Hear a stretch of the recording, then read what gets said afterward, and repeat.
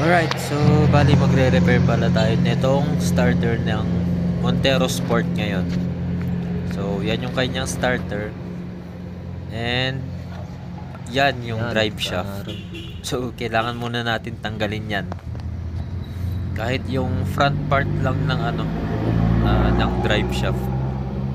Kasi hindi natin madukot yung kanyang starter. So yan. Tanggalin lang natin tong 4 na bolts sa cross joint niya. So ang report ng ating customer ay tsamba-tsamba yung kanyang pag-start. Minsan meron, minsan lumalatak lang daw. So sa report niyang yon, starting agad yung hinala ko or yung solenoid. Pero bubuksan natin yan, yung starter niya para ma-check pa natin.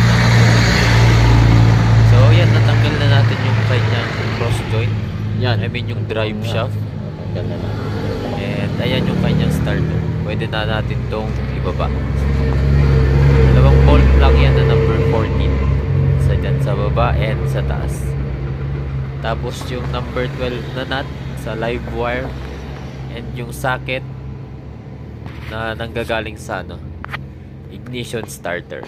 So yan, baba na natin to.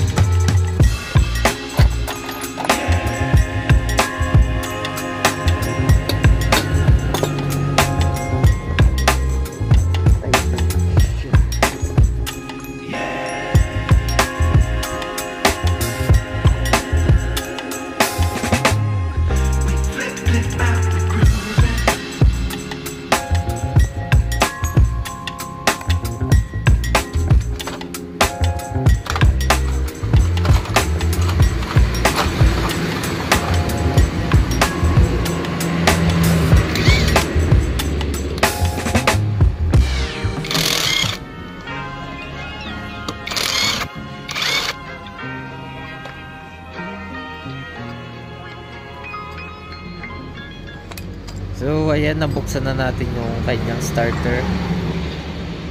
And check na natin to isa-isa. So yan, kitang-kita naman sobrang haba pa ng kanyang mga carbon brush. And yan, okay din yung kanyang field coil. Isa din yan na pwede nyo palang tignan. Yan kapag lumalatak-latak siya.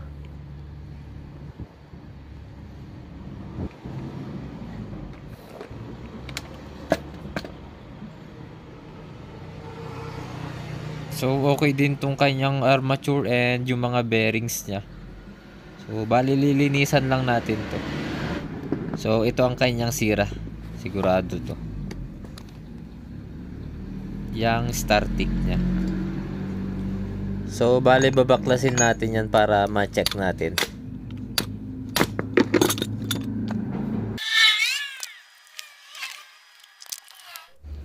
So bali ito yung kanyang startick and iti-test natin kung kumokontak pa yung contact point niya sa loob. Yun lang naman yung nito yung sira niya. Kapag hindi na kumokontak sa loob, hindi na makadaloy yung kuryente galing sa live wire. Kaya lumalatak lang siya. Yan di ba wala? Pwersado na yan. Tapos ito yung sa atin, yung na-repair na natin. Bale, sasalpak na lang natin to kasi nagmamadali rin yung customer. So hindi na natin i-repair yung kanyang starting. Papalitan na lang natin itong na-repair na natin. Ito. So titest natin para makita nyo rin.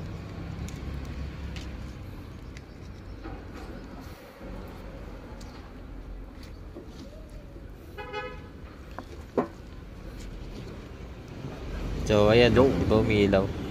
Yan, pag pinupush down natin, umiilaw siya. Ibig sabihin, nagko-contact agad yung kanyang contact point sa loob. Hindi tulad nung starting niya. So ayan, nag-decide na yung customer natin na ipalit na lang natin tong na-repair na natin para salpakan na lang siya. At hindi na natin i-repair yung sa kanya. Parehas lang naman yan na fit dyan sa starter niya.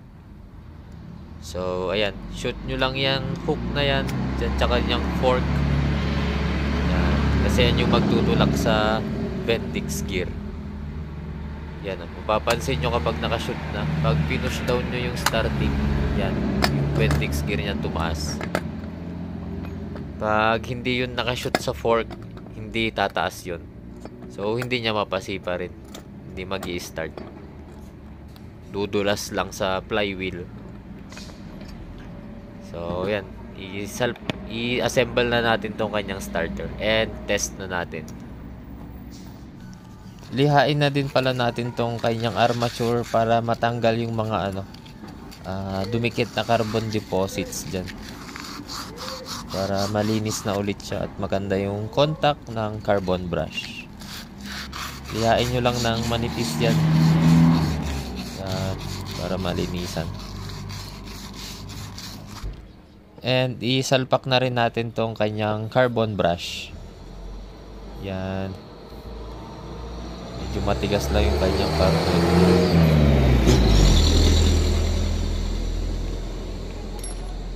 Yan. Kung nahihirapan kayo, pwede nyo ganyan. Tulak nyo ng bolt or flat screw. Yan. Yun. Ingat-ingatan nyo lang kasi may chance na mabasag din yung carbon brush. Malambot lang yun.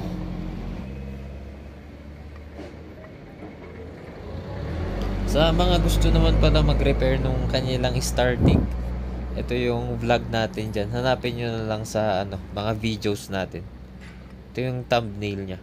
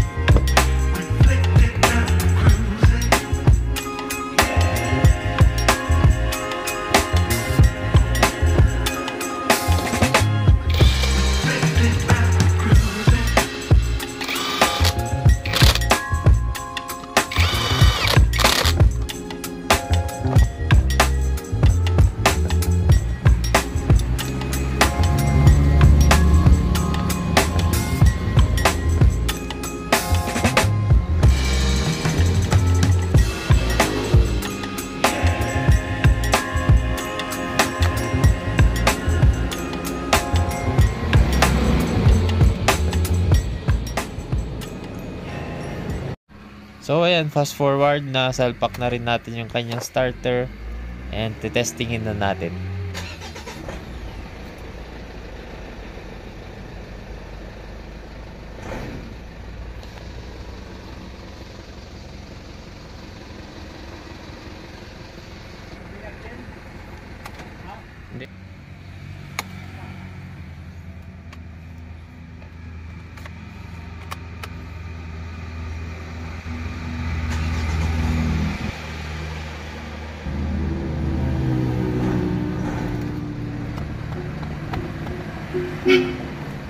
So, ayun, okay na to. Hindi na to maglalatak-latak ulit. Hindi na tsambahan ang start nito.